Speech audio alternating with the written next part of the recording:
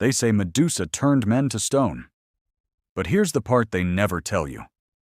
Medusa was punished for being violated. Not by mortals, by the gods themselves. And the most terrifying thing about her story is not the snakes. It's how familiar it feels. Because Medusa was never born a monster. She was created. Before history erased her humanity, Medusa was a mortal woman. Not royalty, not divine, just human. She laughed, she feared, she dreamed. Her beauty wasn't exaggerated the way myths exaggerate things. It was quieter and more dangerous. The kind that made rooms go silent. The kind that made powerful men feel uncomfortable because they wanted what they could not control. Medusa was born mortal in a family that was not. Medusa's sisters, Stheno and Euryale, were immortal Gorgons, beings older than Olympian order, tied to ancient earth magic, chaos, and protection. Only Medusa alone could age. She alone could die. And because of that, she was the only one who could truly be harmed. From an early age, people noticed her, not only for her beauty, but for the way attention followed her like a shadow. Where others blended into crowds, Medusa was seen. Where others were ignored, she was watched. Beauty for a mortal woman was never neutral. As she grew older, her parents feared what that attention could bring. In a world ruled by gods who treated mortals as entertainment, beauty was dangerous currency. So Medusa was given to Athena's temple, not as a reward, but as protection.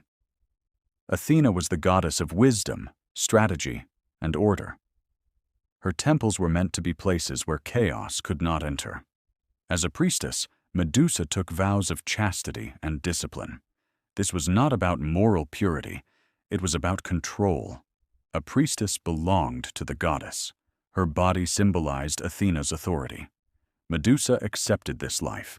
There is no tragedy yet, only restraint. She learned rituals, kept the temple clean, memorized hymns, and lived quietly. Her beauty was known but contained. The walls of the temple were meant to be stronger than desire. They were not. Poseidon saw Medusa, god of the sea, ruler of storms, a being who never heard the word no. Some versions of the myth say he seduced her.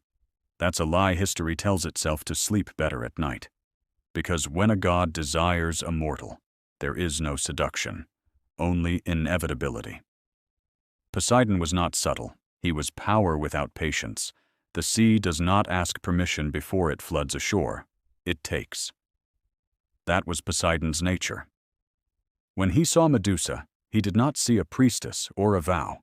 He saw something that existed in his world, and gods did not share the mortal understanding of consent. Poseidon assaulted Medusa inside Athena's temple holy ground. Sacred silence, a place where screams were not meant to exist. Poseidon did not merely harm Medusa, he desecrated Athena's sacred space. In doing so, he challenged Athena's authority.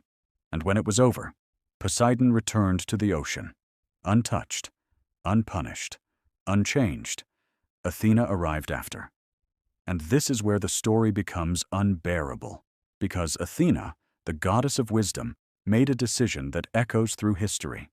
She did not punish Poseidon. Among gods, power was negotiated, not enforced. Poseidon was her equal, sometimes her rival. To strike him directly would mean conflict between Olympians, chaos Athena's entire identity was built to prevent. So Athena did what institutions often do when they cannot punish the powerful. She redirected the consequences downward. She punished Medusa. Because it is easier to destroy the powerless than confront the powerful. Athena's rage was real, but it was not righteous.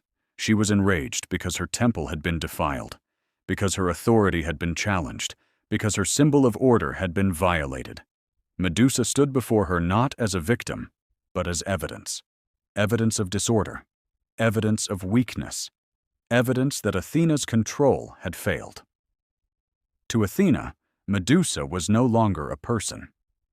She was a problem that needed to be resolved. The curse was not spontaneous cruelty. It was deliberate.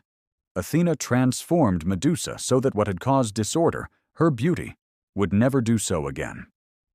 With rage. And then, transformation. Medusa's hair began to move. Each strand thickened, twisted, opened eyes of its own.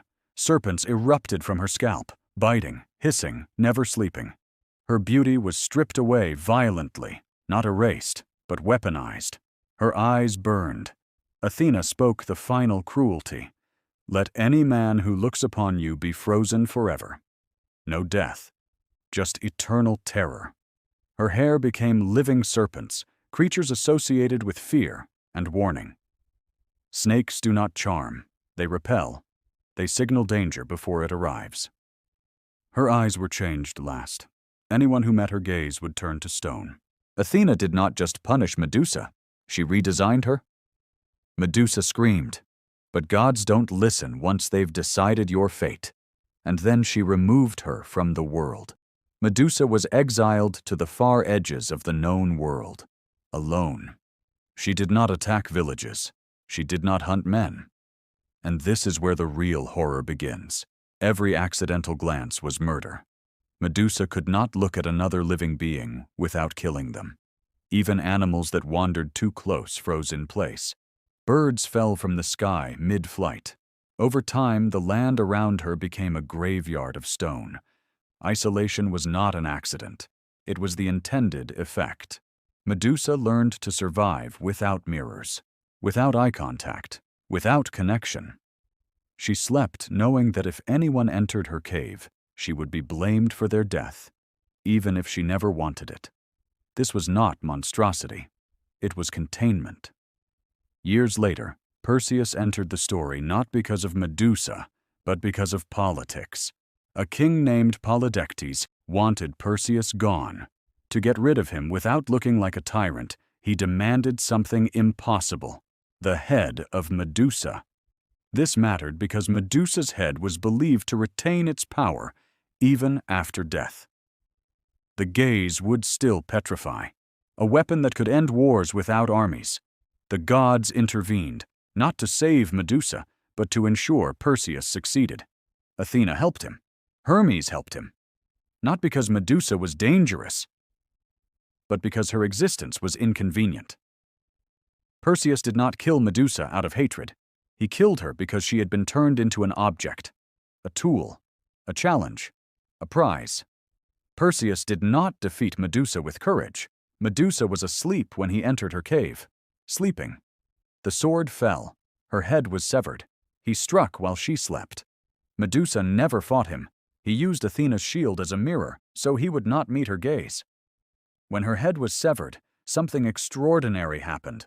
From her blood sprang Pegasus and Chrysaor, children conceived during Poseidon's assault.